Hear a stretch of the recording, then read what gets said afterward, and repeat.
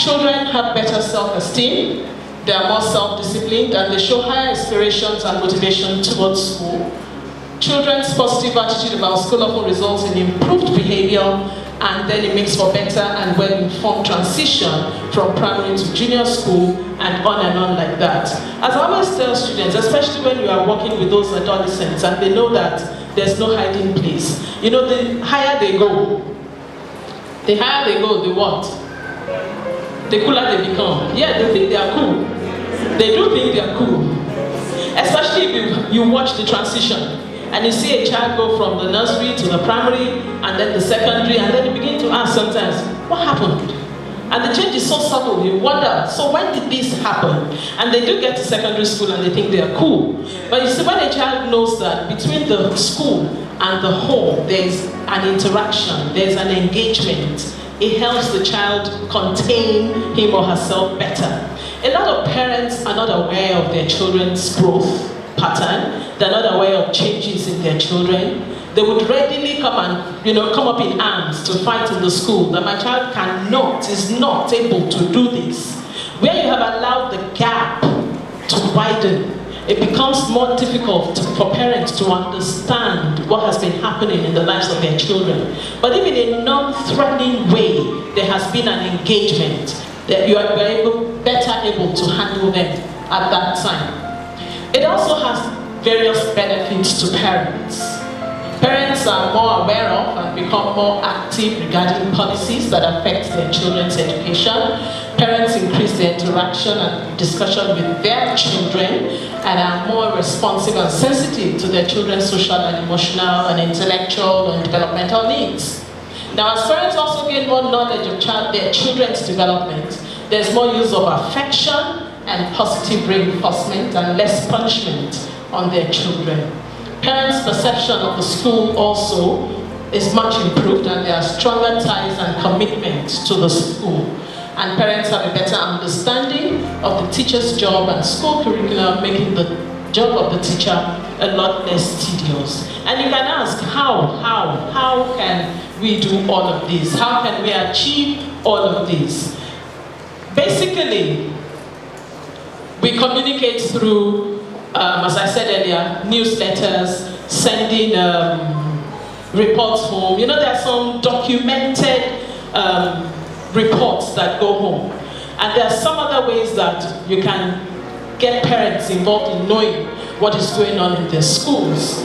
I remember we had a parent, and when we started looking for ways to engage parents more, send information home more often, we engage parents, send newsletters, send messages via email, and all of that. And we discovered that there was a gap. We were not reaching some set of parents. And we had this parent, and she came to school and made a request. And then we said, well, we sent an email. And she looked at us and said, how? I didn't get anything. Email. And she said, you know my phone now? I changed my phone. I'm like, you changed your phone? That doesn't have to do with anything. The email is not dependent on the phone, on the make of the phone or anything. And then she now said, my sister, you know the truth is that this internet, wow. I don't know what is internet. And I said internet, but it was clear we were not reaching her. So we had to look for other means. So first you need to identify the means of your communication. Is it reaching all of your parents? Is it achieving the purpose for which you are using it? As Joyce said, she said there's no point doing something if you're not going to get the results that you want. So of course we have to look at other means of reaching such parents who are not literate, who are internet qua, as we coined that in the school. And one of the things we did was to start sending SMSs. We were trying to break away from, paper communication and all of that, and being far away from parents. So we had to resort to to SMSs. We had to resort to sometimes following up with phone calls or asking parents to respond in a particular manner so we would be sure, or breaking it down to class level, class structure, ask class teachers to follow up with phone calls just to be sure that the message that we were sending had been communicated and received by the parents. So it also has its benefit to, of course, to the educators and the school. And the truth of the matter is, the better your communication strategy, the easier your work is as an educator. That's just the bottom line. The easier it is for you. And so you need to develop a kind of multi-tiered system for effective communication, just to establish that this all-important partnership, relationship between the school and the family is ongoing. And when this has been done, each educator as part of the organization should be encouraged to develop your own system, its own system of communication, taking into account different diverse backgrounds of the family of each people, just as I have said. Some of the things that you may also want to look at, you may need to identify the peculiar nature of your families. We have some children who come from homes where the parents don't communicate at home, and so communicating between parents sometimes is they use the child as a middle person. You come from homes where the use of language you hear some language that you wouldn't be proud as a school to boast about. There are some people who come from homes where their parents don't have time. It's probably the PA of either the dad or their mom that attends to everything. You come from some homes where there's this bond between the parents and the child, strong bond. So sometimes you need to also know the background, various backgrounds that your children are coming from. It's not for us now to be judgmental about any of this, but it sometimes helps also to understand where the child is coming from and to understand the best and appropriate way to communicate so that the child will not be caught in the middle of all of this. As we've said and we've reiterated in all of our discussions, it's almost always about the child. Now, oftentimes we find out that in communicating with parents, you have to play a role above your role as a teacher or as a head teacher. I mean, what about the instance of a parent who comes to school and says, I'm enrolling my child, but I'm insisting that communication, anything about the child must be sent to me and never to the mother. How do you handle such things? And the mother comes in and says, but I'm the mother of this child. I need you to tell me things, I need you to show me things. How do you handle such instances?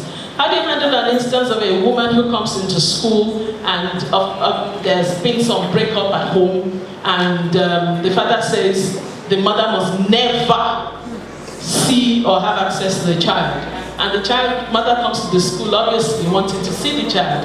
How do you handle it? How do you handle issues where you are you are caught in between as a school? Parents come in and hold you liable for one thing or the other.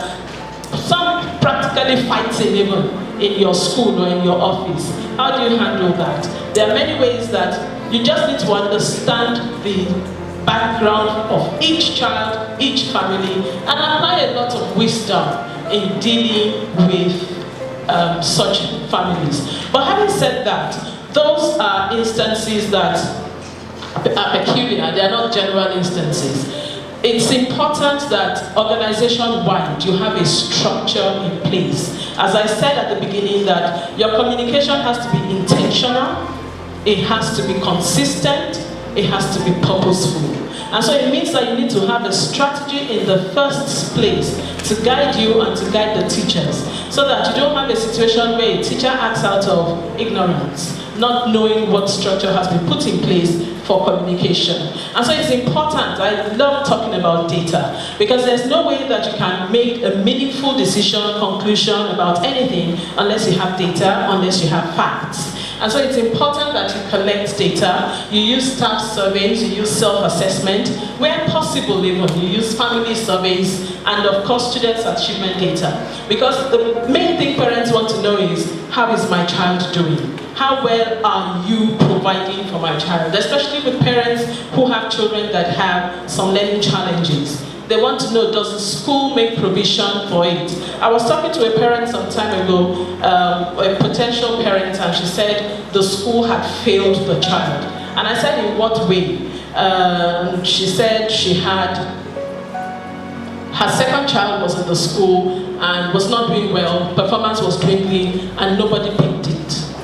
And her first son who was doing so well, she never needed to have a lesson teacher, but for this second one, she has 2 lesson teachers. And I said, Madam, number one, don't compare children. Your 2 children are very different. If your first son or your first child is an outlier, you can't expect the second one to follow in the same steam.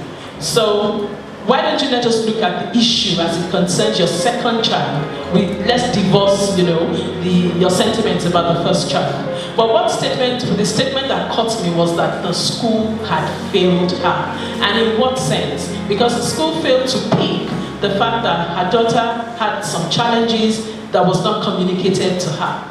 So it's very important you have your student achievement data so that where a child is doing well consistently, parents still need to know.